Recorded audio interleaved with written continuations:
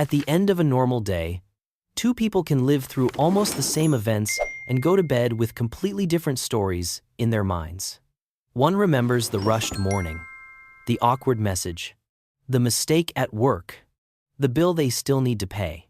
The other remembers the same stressful parts, but also the warm cup of coffee, the small laugh with a friend, the quiet walk home, the moment the sky changed color before evening. Same day, different archive. Your brain is always collecting evidence. It saves certain moments, deletes others, and uses what it keeps to answer one private question: what kind of life am I living? If your mind mostly saves stress, your life will feel stressful even when good things are present.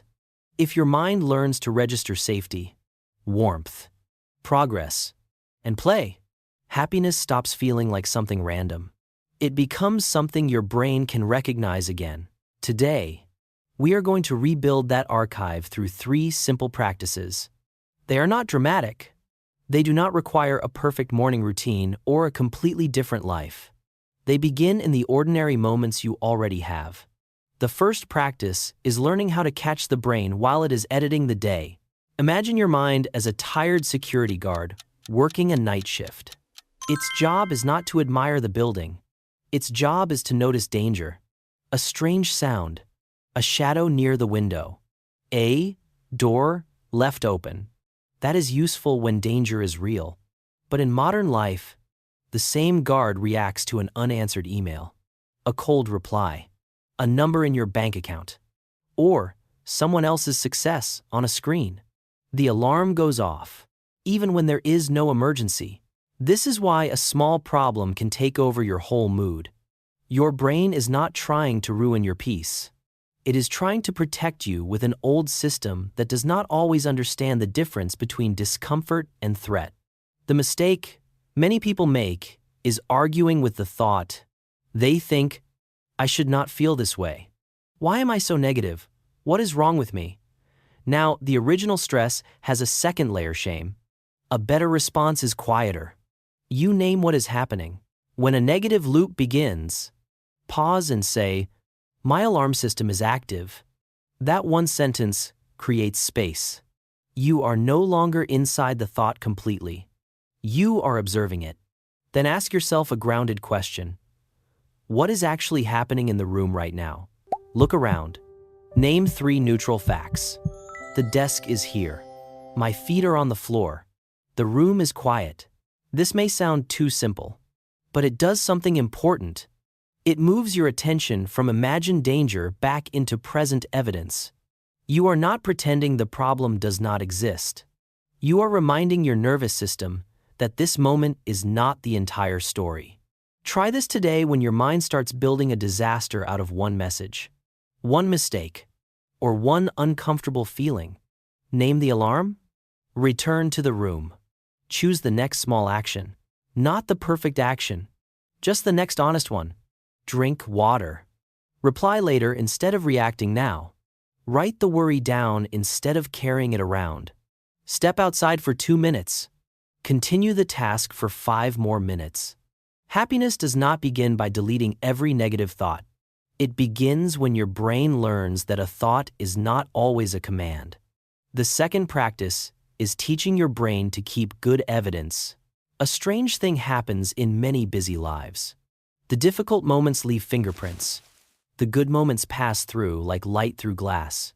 You finish a hard task, and within seconds, your mind moves to the next problem. Someone says something kind, and you brush it off. You eat a good meal while thinking about tomorrow.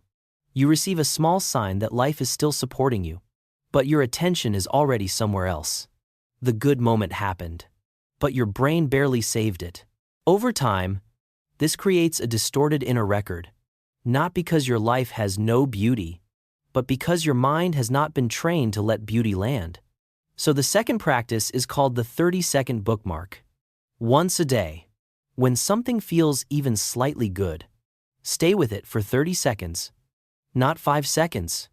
Not a quick thought like, that was nice. 30 full seconds. Maybe it is the first sip of coffee. Maybe it is sunlight on the wall. Maybe it is the feeling after cleaning one corner of your room. Maybe it is a message from someone who remembered you. Maybe it is the relief of finishing something you avoided. When it happens, stop moving so fast. Notice the physical feeling. Is your chest softer? Are your shoulders lower? Is your breathing easier? Does your face relax? Does the world feel a little less sharp? You are not trying to make the moment bigger than it is. You are giving your brain enough time to understand. This also belongs to my life.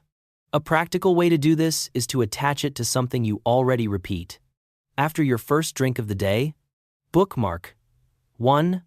Pleasant sensation. After sending an important message, bookmark the relief.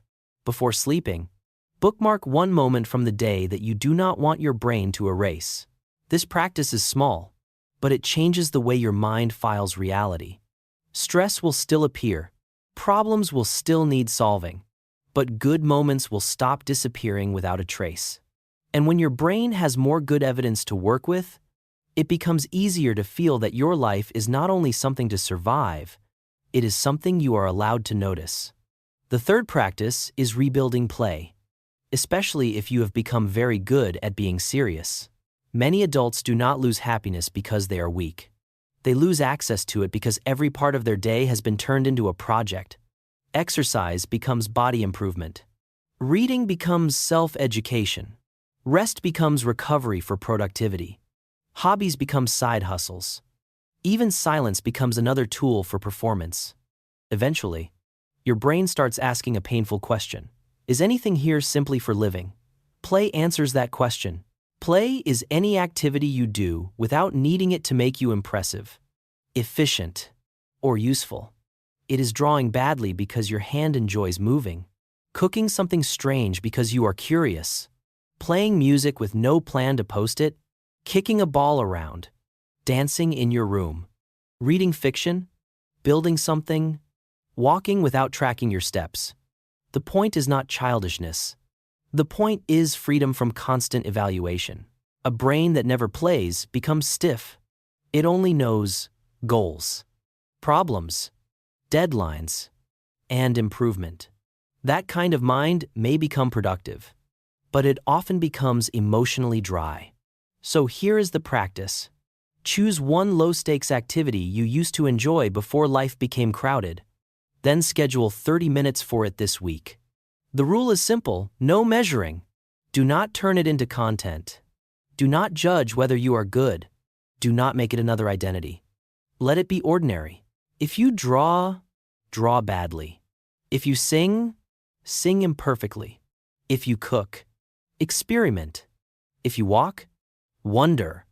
If you play a game, play without turning it into an escape from your entire life. There is a difference between play and numbness. Numbness makes you disappear from yourself. Play brings you back. Scrolling for an hour may distract you, but it often leaves you feeling thinner. Real play gives your mind movement, curiosity, and emotional oxygen. A useful test is this after the activity. Do you feel more present or more foggy? Choose the things that return you to yourself. The final step is designing a life where happiness has somewhere to enter. Many people try to become happier while keeping the same environment that keeps training them into stress.